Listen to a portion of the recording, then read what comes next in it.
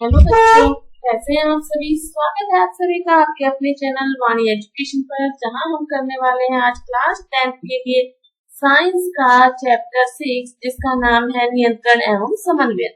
इससे पहले 5 चैप्टर हम कंप्लीट कर चुके हैं। यदि आपने अभी तक नहीं देखे हैं तो चैनल को सब्सक्राइब कर लीजिए, बेल आइकन प्रेस कर लीजिए और प्ले लिस्ट में जाकर सभी क्लासेस को आराम से देखकर अपनी तैयारी को मजबूत कर सकते हैं। तो चलिए शुरू करते हैं आज की क्लास को पहले क्वेश्चन के साथ। तो देखिए हमारा फर्स्ट क्वेश्चन क्या है। गंध का पता लगाने वाला गंध का पता लगाने वाला ग्राही है। मतलब गंध किससे पता लगती है? स्वाद वाले से नहीं, श्रवण वाले से नहीं, स्पर्श वाले से नहीं, घ्राण यानी सूंघने की जो क्षमता होती है उससे गंध का पता लगता है। तो कौन सा ऑप्शन इसमें हमारा सही होने वाला है? Option number 2। आगे देखिए, जंतुओं में नियंत्रण एवं समन्वय करने वाला तंत्र है। कौन सा तंत्र है जो नियंत्रण करता है, नियंत्रण का कार्य करता है? तंत्रिका तंत्र। कौन सा तंत्र? तंत्रिका तंत्र। ठीक है, चले आगे। Next question. प्रतिवर्ती क्रियाएं नियंत्रित होती है। किससे नियंत्रित होती है? कहाँ से नियंत्रित होती है? वो क्रिया नियंत्रित होती है मेरु रज्जु द्वारा। किससे नियंत्रित होती है? मेरु रज्जु द्वारा। प्रतिवर्ती चाप कहाँ बनते हैं? मेरु रज्जु में। कहाँ बनते हैं? मेरु रज्जु में प्रतिवर्ती चाप बनते हैं। आज की हमारी क्लास एमसीक्यू क्वेश्चंस पर है। वो क्वेश्चन हम आपके लिए लेकर आए हैं जो चैप्टर करने के बाद भी कहीं ना कहीं छूट जाते हैं। तो क्लास को पूरा देखना। इसी क्लास में जब आप 9 तक जाएंगे तो ये सारे क्वेश्चन जब आप एक बार देख लेंगे तो आपको याद हो जाएगा। आपको दोबारा इनको पढ़ने की जरूरत नहीं पड़ेगी। जरूर देखिए लास्ट तक क्लास को कंप्लीट। एक तत्व क्यों मुलायम है और चाकू से आसानी से काटा जा सकता है? ठंडे जल के साथ अभिक्रिया भी कर लेता है, तो तत्व को पहचानिए।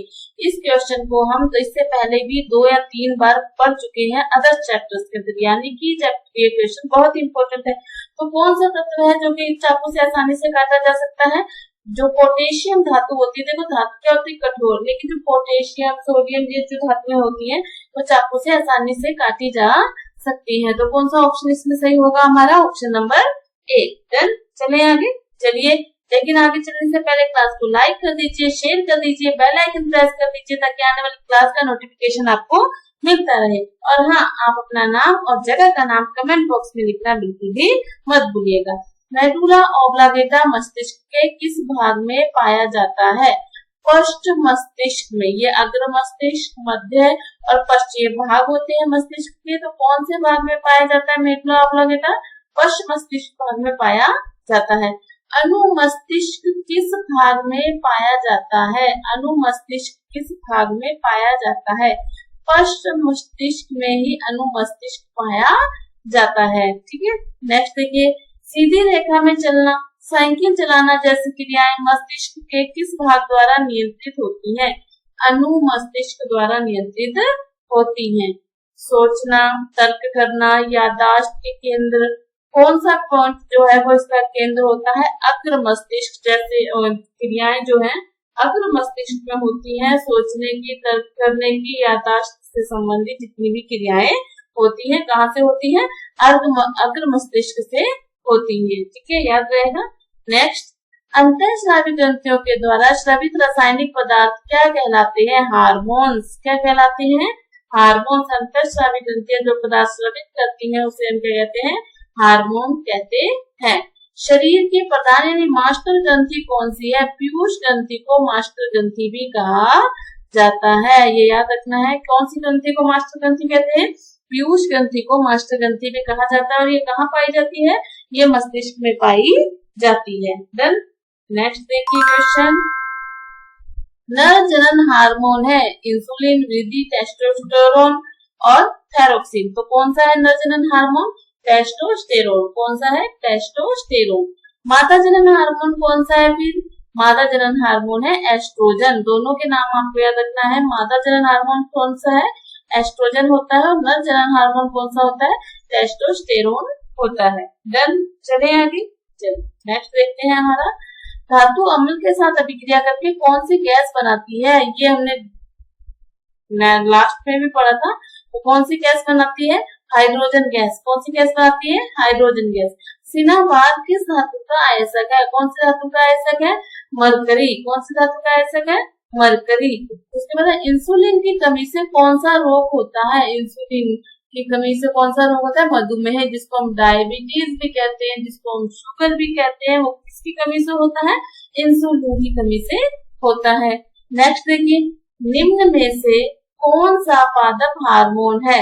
इंसुलिन नहीं है, थायरोक्सिन नहीं है, एस्ट्रोजन नहीं है, साइटोकाइनिन। कौन सा है? साइटोकाइनिन। ये तीनों जंतु हार्मोन है। साइटोकाइनिन कौन सा है पादप हार्मोन? साइटोकाइनिन। निम्न में से कौन सा पादप हार्मोन है? वही क्वेश्चन है, रिपीट हो गया। साइटोकाइनिन कौन सा है? Cytokinin, option number 4। मस्तिष्क उत्तरदायी है। मस्तिष्क क्या काम करता है? मस्तिष्क सोचने का काम करता है, हृदय स्पंदन के लिए उत्तरदायी है, शरीर के संतुलन बनाने के लिए उत्तरदायी है, उपरोक्त सभी कार्य मस्तिष्क के द्वारा संपादित किए जाते हैं। नेक्स्ट देखिए, रिक्त स्थानों की पूर्ति कीजिए। जंतुओं में नियंत्रण एवं समन्वयन रिक्त स्थान तथा रिक्त स्थान ऊतक द्वारा किया जाता है। तंत्रिका तथा पेशी ऊतक किसके द्वारा किया जाता है? तंत्रिका तथा पेशी ऊतक के द्वारा किया जाता है। नेक्स्ट, ग्राही प्राय हमारी क्या है? ज्ञानेंद्रियां। ग्राही एक प्रकार की क्या हमारी ज्ञानेंद्रियों में स्थित होता है। लिखना, बात करना, ताली बजाना रिक्त स्थान क्रियाओं के उदाहरण है। ऐच्छिक कौन सी क्रियाएं होती है? ये हमारे पास ऐच्छिक क्रियाओं के उदाहरण है। नेक्स्ट देखिए, परिधीय तंत्रिका तंत्र रिक्त स्थान तथा रिक्त स्थान तंत्रिकाओं से मिलकर बनता है। किससे किसके मिलकर बनता है? कपालीय तथा मेरु। किससे मिलकर बनता है? कपालीय तथा मेरु। परिधीय तंत्रिका तंत्र किससे मिलकर बनता है? कपालीय तथा मेरु। पेशी कोशिकाओं में विशेष प्रोटीन होती है जो उनकी आकृति एवं व्यवस्था बदल देती है। क्या होती है? जो उनकी आकृति और व्यवस्था को बदल देती है। नेक्स्ट देखिए, नवोत्थित की दिशिक गति रिक्त स्थान के कारण होती है। वृद्धि के कारण। किसके कारण होती है? वृद्धि के कारण होती है। पादपों में हार्मोन रिक्त स्थान विधि द्वारा क्रिया क्षेत्र तक पहुंचता है। कौन सी विधि द्वारा हार्मोन क्रिया क्षेत्र तक पहुंचता है? विसरण विधि द्वारा। कौन सी विधि पाई जाती है? विसरण विधि।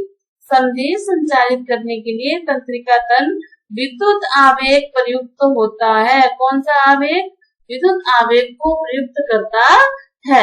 तो ये हमारे वो इम्पोर्टेंट क्वेश्चंस थे जो एग्जाम से पूछे जाते हैं और कहीं ना कहीं बच्चों की तैयारी से छूट जाते हैं। तो पूरी क्लास को अच्छे से देखिएगा, एक बार देखेंगे तो अच्छे से याद हो जाएगी। और आपको नेक्स्ट क्लास किस चैप्टर की चाहिए? मैथ की चाहिए, साइंस की चाहिए, मॉडल पेपर चाहिए, सॉल्यूशन चाहिए, क्या चाहिए? कमेंट बॉक्स में लिखने मत भूलिएगा। साथ ही आपका नाम और जगह का नाम कमेंट बॉक्स में लिखकर मुझे जरूर बताएंगे ताकि हमें भी पता लगे कि बच्चे कहाँ से तैयारी को मजबूत बना रहे हैं। तो मिलते हैं नेक्स्ट चैप्टर में और एमसीक्यू क्वेश्चंस के साथ। तब तक पढ़ते रहिए, खुश रहिए। धन्यवाद।